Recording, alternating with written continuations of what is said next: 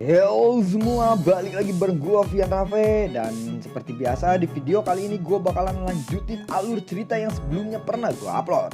Dan buat kalian yang baru aja gabung di channel gue, kalian bisa langsung cek playlistnya dan kalian bisa langsung temuin session-session sebelumnya yang pernah gue upload.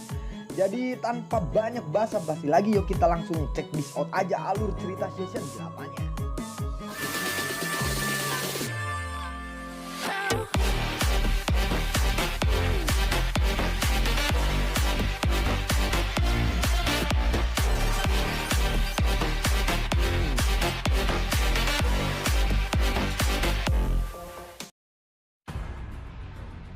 Di episode sebelumnya, Xiaoyan yang sedang berkonflik dengan Cheng Xiang. Xiaoyan lalu berkata, apakah kamu pikir aku tidak bisa membunuhmu karena hanya ada seseorang yang melindungimu, ucap dari Xiaoyan. Wajah Cheng Xiang berubah seketika setelah mendengar kata-kata Xiaoyan ini. Doki di tubuh Cheng Xiang meletus ke segala arah. Setelah itu semuanya menggumpal di telapak tangannya. Doki merah menyala berkumpul di tangan kanan Cheng Xiang membentuk bilah api. Cheng Xiang lalu berkata, pisau api misterius. Cheng Xiang bergegas menuju Xiaoyan. Nyala api hijau giok melonjak dari tangan Xiaoyan dan segera berubah menjadi sarung tangan api. Tangan Xiaoyan pun bertabrakan dengan bilah api milik Cheng Xiang. Buar! Tabrakan serangan itu menyebabkan ekspresi Cheng Xiang memucat. Xiaoyan lalu mengulurkan tangannya. Serangan gelombang lalu dia lepaskan. Dedok 2000 buar. Tubuh Cheng Xiang terpental jauh ke belakang menabrak batu gunung. Seteguk darah lalu dimuntahkan oleh Cheng Xiang. Pria tua dengan nama keluarga Bai segera berteriak, kamu sudah berlebihan kali ini. Xiaoyan mengabaikan teriakannya. Tubuhnya malah bergerak ke arah Cheng Xiang. Pria tua dengan nama keluarga Bai itu lalu berkata, kamu berani-beraninya, ucap dari ketua itu. Tetua itu lalu mengejar Xiaoyan.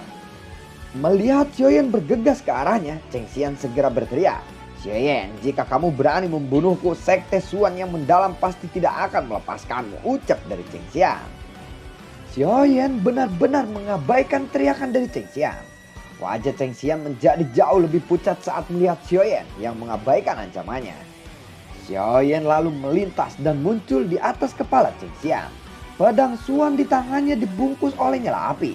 Xiaoyan lalu berkata, jika kamu bereinkarnasi di kehidupan selanjutnya, berpikir dulu sebelum berbicara, ucap dari Xiaoyan. Pedang Suan lalu dihantamkan ke arah Cheng Xiang. Teriakan tiba-tiba terdengar, perisai api, lumpur misterius. Tanah di depan Cheng Xiang tiba-tiba bergetar. Tanah itu bercampur dengan nyala api kuning tua melonjak. Tanah yang melonjak segera membentuk perisai di depan Cheng Xiang. Buar! Pedang Suan pun menghantam perisai itu. Xiaoyan menyempitkan kedua matanya. Pedang Suan tiba-tiba bergetar. Sebuah kekuatan tersembunyi tiba-tiba meletus dari perisai yang keluar dari tanah itu. Lalu sebuah kekuatan tersembunyi menghantam perut dari Cheng Xiang menembus dinding api perisai itu. Tubuh Cheng Xiang lalu menegang saat kekuatan tersembunyi itu mengenainya. Xiaoyan segera mengayunkan pedang Suan ke belakang dan segera bertabrakan dengan angin dari lelaki tua Bai itu. Buar! Angin kencang yang menyapu seperti badai. Lalu kaki Xiaoyan menekan udara kosong dan dengan cepat menarik dirinya sendiri. Song King lalu berkata kepada Xiaoyan, saudara Cheng saat ini telah bergabung dengan aliansi sementara kita. Kamu seharusnya tidak mencoba untuk membunuhnya. Saat ini kekuatan semua orang adalah modal bagi kita untuk mengalahkan binatang buas di pegunungan 10.000 obat ini. Apakah tindakanmu ini merupakan upaya untuk menghentikan kami agar tidak lolos seleksi ini? Tanya dari Song King. Xiaoyan lalu menjawab, jadi menurutmu hanya dia yang boleh membunuhku sementara aku tidak? Tanya dari Xiaoyan. Song King lalu berkata, aku hanya membuat seseorang untuk menangkapmu. Bukankah alasan kamu masih baik-baik saja sampai sekarang adalah bukti dari perkataanku, ucap dari Song King. Kamu pintar sekali memutarbalikkan fakta.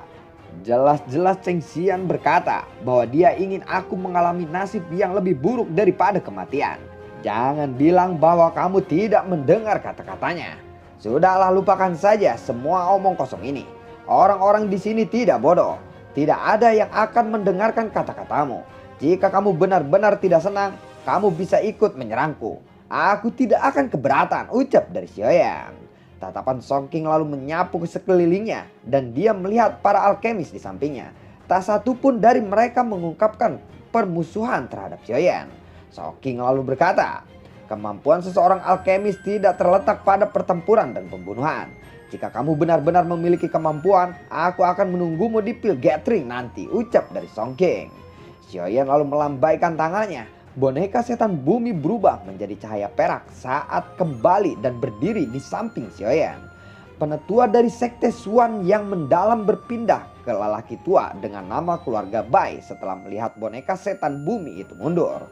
Kedua tetua itu muncul di samping Cheng Xian dan lalu berkata, bajingan, kamu telah menghancurkan pembuluh darah Vena, pemimpin sekte junior, ucap dari tetua itu. Pembuluh darah Vena adalah jalur penyaluran yang paling penting bagi setiap praktisi Doki. Jika ada masalah yang terjadi pada pembuluh darah, akan mengakibatkan seseorang menjadi sampah yang tidak bisa berlatih Doki lagi. Cao Ying lalu berkata, tidak ada yang bisa dilakukan. Semuanya sudah terjadi dan tidak ada yang bisa memulihkan situasi. Pecahnya pembuluh pena bisa diobati. Mintalah bantuan pil tower setelah ini selesai. Mereka mungkin bisa menyembuhkannya, ucap dari Cao Ying. Kedua sesepuh dari sekte Xuan mendalam secara bertahap menjadi tenang saat mendengar ucapan dari Cao Ying. Cao Ying kembali berkata, terlepas dari apa yang telah terjadi, hal yang terpenting saat ini adalah mendapatkan barang-barang yang telah ditugaskan untuk kita temukan dan lulus seleksi. Apakah Tuan Xiaoyan tertarik? Jika semua orang bersama-sama, kita akan lebih percaya diri dalam mengalahkan binatang buas itu, ucap dari Cao Ying. Song King lalu berkata, saat ini Xiaoyan telah menyinggung sekte Xuan yang mendalam. Jika kita mengundangnya, kemungkinan kita akan menyinggung kelompok Cheng Xian, ucap dari Song King. Mendengar itu, Xiaoyan lalu menggelengkan kepalanya dan berkata, terima kasih atas undangannya Nona Cao Ying. Tetapi aku terbiasa bepergian sendiri dan aku tidak suka membentuk kelompok. Karena itu aku minta maaf, ucap dari Xiaoyan. Cao Ying lalu merajut alis setelah mendengar penolakan dari Xiaoyan. Song King lalu berkata, lupakan saja Ying-er. Karena dia tidak tahu apa yang baik untuknya, lebih baik kamu tidak perlu menawarkan niat baik. Saat terakhir dia akan menderita kerugian, dia akan datang dan memohon untuk bekerja sama dengan kita, ucap dari Song King. Xiaoyan lalu berkata, masalah hari ini akan berakhir di sini. Selamat tinggal, ucap dari Xiaoyan. Xiaoyan lalu menangkupkan tangannya ke arah kelompok Cao Ying sebelum berbalik dan pergi. Kedua tetua itu lalu berkata, apakah kamu akan membuatnya pergi begitu saja setelah melukai seseorang? Tanya dari dua tetua sekte Xuan itu. Pria berpakaian hitam di tepi bukit memperhatikan tempat Xiaoyan menghilang. Dia lalu bergumam, Xiaoyan, kamu tidak akan bisa melarikan diri, ucap pria berpakaian hitam. Xiaoyan lalu meninggalkan bukit tempat kelompok Cao Ying berada dan terbang menuju pegunungan 10.000 pil obat. Setelah bergegas ke pegunungan, hal pertama yang Xiaoyan rasakan adalah energi padat di dalam pegunungan ini. Raungan binatang ajaib bisa terdengar di pegunungan ini. Xiaoyan lalu mendarat di puncak gunung. Dengan mengandalkan persepsi spiritualnya, dia bisa merasakan cukup banyak aura luar biasa kuat di pegunungan ini. Di antara aura ini yang paling menakutkan adalah di arah timur laut. Mata Xiaoyan melihat ke timur laut. Sebagian terlihat di bawah penutup kabut energi. Xiaoyan lalu berkata, jika tebakanku benar, aura di arah timur laut seharusnya menjadi yang terkuat di dalam pegunungan ini. Seharusnya di sana ada binatang pamungkas dari pegunungan 10.000 obat yang disebutkan Song King, ucap dari Xiaoyan. Xiaoyan segera terbang menuju arah timur laut. Ada banyak binatang ajaib di pegunungan 10.000 obat ini. Xiaoyan lalu mendarat di pohon raksasa yang rimbun. Matanya menyapu puncak gunung di depannya. Xiaoyan merasakan setidaknya ada 3 aura di gunung ini yang telah mencapai peringkat 7. Selain 3 aura ganas ini, Xiaoyan juga merasakan aura tersembunyi dan keganasan yang mengerikan samar-samar merembes turun dari gunung. Pemilik aura ini seharusnya adalah pemimpin pegunungan ini. Xiaoyan lalu bergegas ke pegunungan. Xiaoyan tiba-tiba merasakan ada seseorang yang sedang mengawasinya. Lalu Xiaoyan segera menyebarkan kekuatan spiritual melilit tubuhnya.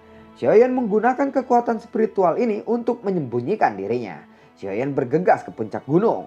Saat Xiaoyan baru saja akan mencapai tengah gunung, dia menghirup aroma tenang yang perlahan menyebar di udara. Xiaoyan lalu berkata, "Apakah ini aroma pil Soul Serum?" Ucap dari Xiaoyan yang bertanya-tanya. Kegembiraan lalu melintas di mata Xiaoyan. Pil Soul Serum ini adalah salah satu bahan obat utama yang dibutuhkan untuk dicampurkan dengan Core Seo Marrow. Tubuhnya segera bergerak dan mendarat di tanah. Xiaoyan bergegas ke arah aroma yang tenang itu berasal. Sekitar beberapa menit kemudian dia tiba-tiba berhenti. Matanya menatap area di depannya. Ada aliran di depan Xiaoyan. Sumber aliran itu adalah batu berukuran 10 meter. Batu besar itu tertutup lumut yang hijau. Di tengah batu itu ada lubang. Samar-samar terlihat cairan kental berwarna hijau giok di dalamnya. Xiaoyan lalu berkata, "Ini memang pil Soul Serum." Lalu mata Xiaoyan menyapu di sekelilingnya. Dia terkejut menemukan bahwa tidak ada jejak sedikit pun dari binatang ajaib. Xiaoyan lalu berkata, "Pasti ada binatang ajaib yang bersembunyi di sini," ucap dari Xiaoyan. Xiaoyan lalu berhenti di bagian bawah batu besar itu. Tempat itu adalah sumber aliran, yaitu kolam dalam yang berukuran sekitar 100 kaki. Mata Xiaoyan menyempit saat dia melihat kolam yang dalam itu. Dia yakin ada binatang ajaib yang bersembunyi di dalam kolam yang dalam itu. Xiaoyan ragu-ragu saat tatapannya berhenti pada beberapa sisik berwarna biru pucat di kejauhan. Sisiknya seukuran telapak tangan. Mereka ditutupi dengan banyak garis misterius. Sisik-sisik itu jatuh di sekitaran tempat itu dan beberapa meluas ke arah kolam yang dalam. Xiaoyan lalu berkata, "Sisiknya berwarna biru, garis-garis di atas seperti bentuk ular. Jika tebakanku benar, binatang ajaib yang melindungi serum Soul Pill ini seharusnya adalah binatang ajaib afinitas air yang sangat langka. Ular harimau air misterius," ucap dari Xiaoyan. Xiaoyan diam-diam mundur beberapa ratus meter. Dia mengeluarkan pohon buah dari cincin penyimpanannya. Di ujungnya terdapat buah berwarna biru seukuran kepalan tangan. Pohon buah ini disebut The Water Drunken Cloud Mortal Tree. Buah di atasnya disebut buah awan air. Ada energi afinitas air yang sangat padat di dalamnya. Buah ini memiliki daya tarik yang kuat untuk beberapa binatang ajaib tipe afinitas air. Xiaoyan lalu berkata, "Untuk mendapatkan pil Soul Serum, aku hanya bisa mengorbankan benda ini," ucap dari Xiaoyan.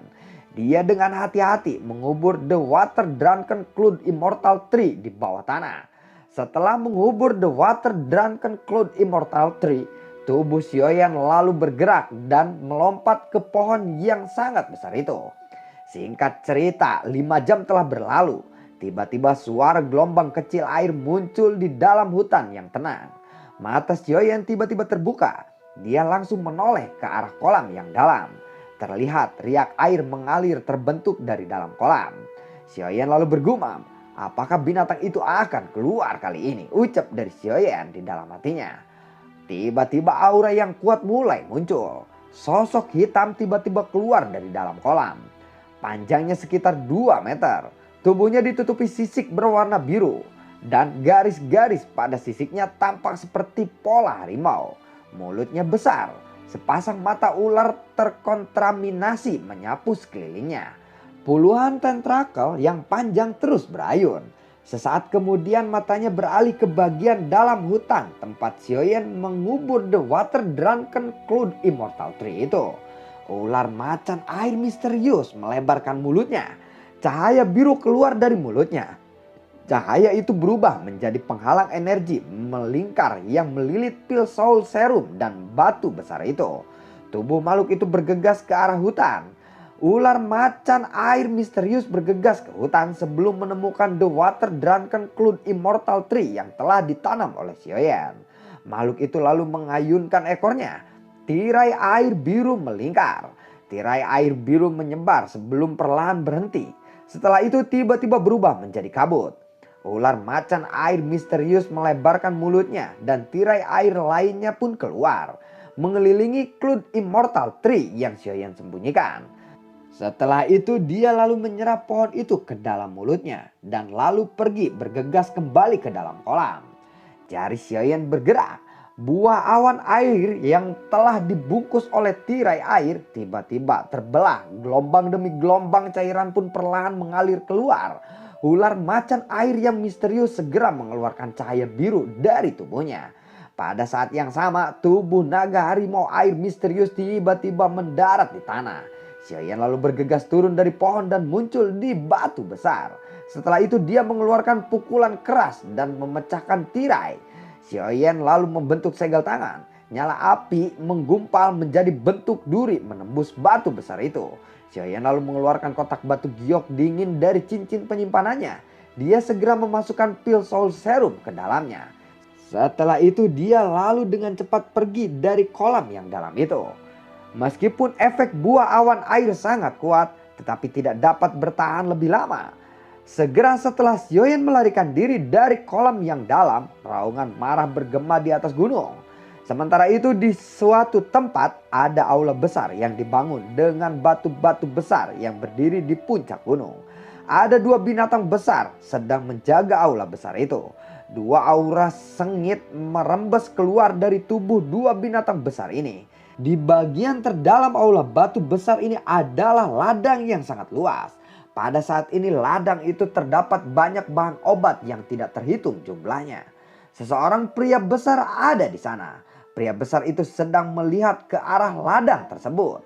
Sosok kecil cantik telah mengambil bahan obat luar biasa langka. Setelah itu dia memasukkannya ke dalam mulut kecilnya. Sosok kecil itu lalu berkata, "Setelah aku memakannya sampai kenyang dan menemukan orang yang aku cari, aku akan membawamu keluar dari tempat ini," ucap dari sosok kecil itu. Xiaoyan secara bertahap melambat. Dia melihat sekelilingnya. Saat ini dia berada di dekat tengah gunung. Xiaoyan lalu berkata, "Sekarang yang bisa aku lakukan hanyalah naik ke puncak gunung dan mencoba apakah aku bisa mencuri barang yang aku butuhkan atau tidak," ucap dari Xiaoyan. Saat Xiaoyan akan bergerak, matanya tiba-tiba meluncur ke dasar gunung. Riak energi yang sangat kuat tiba-tiba meletus dari tempat itu. Xiaoyan lalu berkata, "Mungkinkah itu kelompok Caoying?" ucap Xiaoyan yang bertanya-tanya. Xiaoyan lalu bergegas ke sumber energi riak itu. Tubuh Xiaoyan berhenti di puncak pohon yang ditutupi oleh daun. Matanya melihat melalui celah dedaunan. Sebuah cekungan muncul di depannya. Pada saat ini ada hampir 100 orang berkerumun di dalam cekungan itu. Dia melihat beberapa sosok yang dia kenal. Mereka jelas kelompok Caoying. Tiba-tiba teriakan terdengar, "Penghalang spiritual!" Penghalang spiritual lalu terbentuk mengelilingi kelompok Caoying itu. Xiaoyan lalu bergumam, "Apakah ini perbuatan pria berpakaian hitam itu?" ucap Xiaoyan yang bertanya-tanya. Soking lalu berkata kepada pria tua berpakaian hitam, "Tuan, apa maksudmu ini? Apakah kamu berencana menyerang kami semua?" tanya dari Soking. Pria tua berpakaian hitam itu lalu berkata, "Dua jenius muda dari Piltover. Aku hanya bisa menggunakan taktik seperti ini untuk bisa menang," ucap dari pria berpakaian hitam itu. Caoying lalu bertanya, "Bolehkah aku tahu siapa nama senior ini? Apakah kamu tidak takut Piltover akan mengejarmu jika kamu membunuh kami semua di sini?" ucap dari Caoying. "Semua orang di sini akan mati. Oleh karena itu, Piltover tidak akan menyadarinya," ucap pria berpakaian hitam itu.